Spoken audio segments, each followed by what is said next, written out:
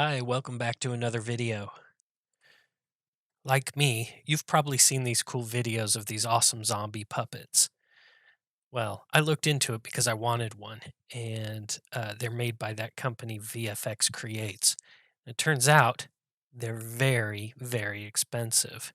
I'm sure they're excellent high quality too, but I mean, they're like $1,500, and I don't have the money to spend on that, but I'd still love one. So I figured, why not try making one myself? So join me today as we start out on that journey to make a cool zombie puppet. I started by buying a very cheap zombie mask. It fits my head pretty well, but for the puppet, I need some kind of skull underneath. So I'm going to use my head as the pattern.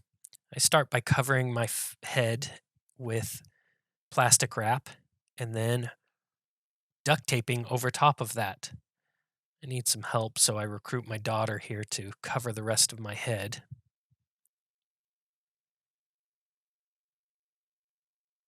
And now we're drawing lines, a center line down the middle of my head, and then a few lines on the side. This will help us figure out the pattern. Now that I've got that, I'm just going to cut it with scissors and flatten out the pieces. To keep it symmetrical, I'm only cutting out a pattern for one side, and then we'll just flip the patterns over to make the other side. And to make the skull, we're going to use EVA foam, just a floor mat. I'm going to trace the patterns, then flip them over, trace the other side, and mark the left and the rights and the fronts. As I cut it out, I'm going to cut it at slight angles so that they will fit together nicely. And I've got little registration marks that I made along the way to help me make sure that it's all lined up. To connect it together, I'm using barge cement. It's contact cement that I use on a lot of my projects. Thin coat on both sides and let it dry. And now I'm using a heat gun to soften up the foam, and it helps it bend and keep its shape. Now as we touch the contact cement together, it just sticks really well. And we get one side done, then we get the other side done and connect them down the center. This will give the full foam skull shape. To help it round out and kind of fill the full volume that I need it to, I'm going to push it over top of a foam head, like a wig display, and heat it up with the heat gun and kind of push it around. This will help it keep its shape. Now it does have sharp ridges along the edges, so I'm going to take out my Dremel tool and sand those down a bit. It's okay for it to be a little bit rough because it's going to be under the mask. Now the mask actually needs a handle for the puppet, and so I'm using a piece of 1/2-inch PVC pipe that I had used in a previous project. That's why it's already wrapped in black tape. That part's not necessary.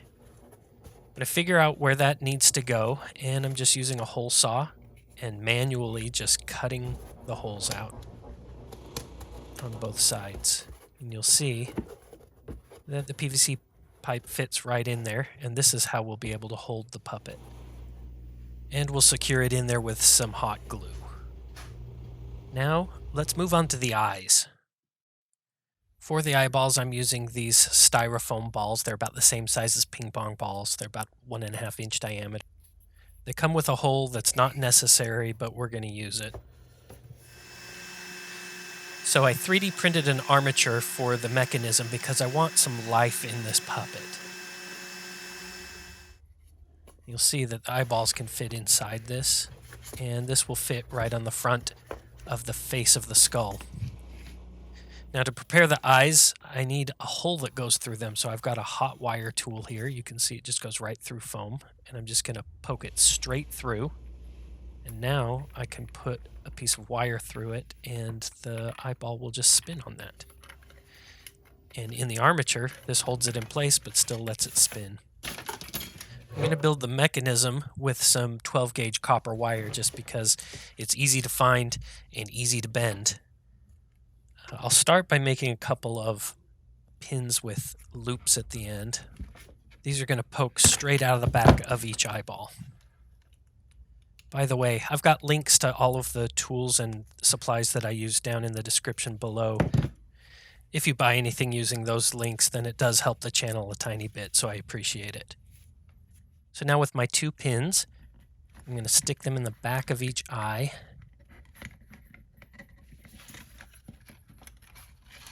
And now we need a piece to join them together. So I've got another piece of copper. I'm going to put a loop on each end and connect it to those eye bolts. I'm going to figure out where the center is and then do a full loop before connecting the other eye bolt pin. And you can see when it's connected together, this thing twists and the eyes can turn left and right. So I'll secure those in with some hot glue. And you'll notice on my armature there's a little hole there. Well, this little brass tube will fit perfectly in there. This is just to reinforce it a bit. And I'm able to stick this other wire up through there. This wire is stiffer than the copper. And it's just wire I had laying around. You see, I can twist it, and if we stick it up in the little hole, then when it turns left and right, it will move the eyeballs left and right. We'll add another bend in it so that we can control it later. But right now, let's paint those eyeballs.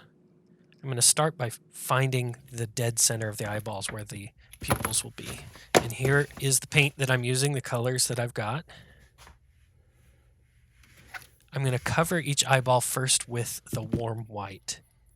While that's still wet, I'm going to start in the back and just paint the back half with the ivory. This gives it a nice blend, so it's kind of a gradient from the yellowish in the back to the white in the front. Once that dries, we're going to do a similar thing with the red. I've got a little bit of watered down red here. We're going to start in the back and just kind of paint the back half. It's okay if this drips. We're going to dab it off, and the drips just add a little bit of interest to it.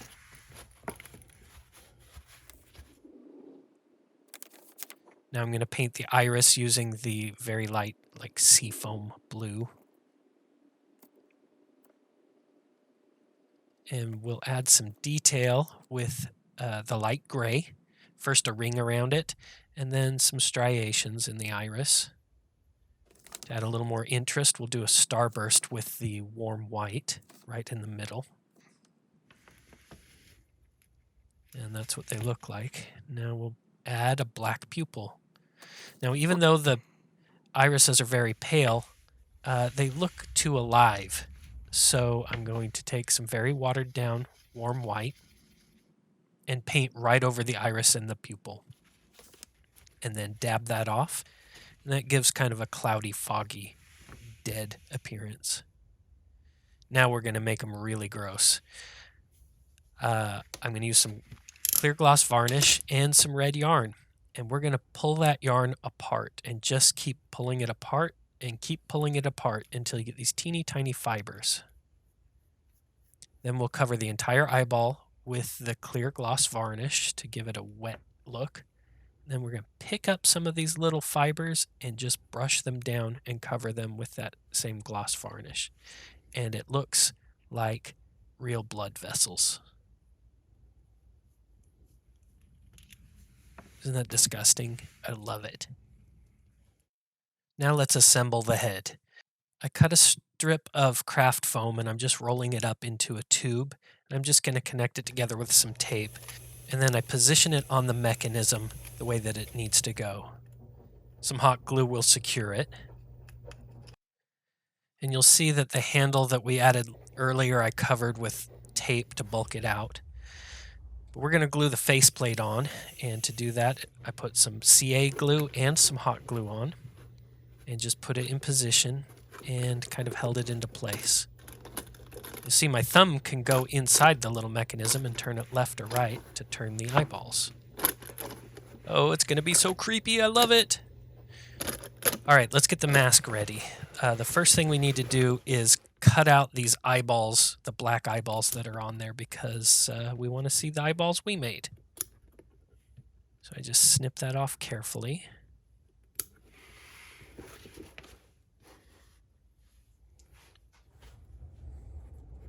And there's meat above the eyes, like the brows, and there's a nose. So I just cut some foam and I'm hot gluing them into place so that there's some bulk. Now I've pulled the mask over top of the whole thing.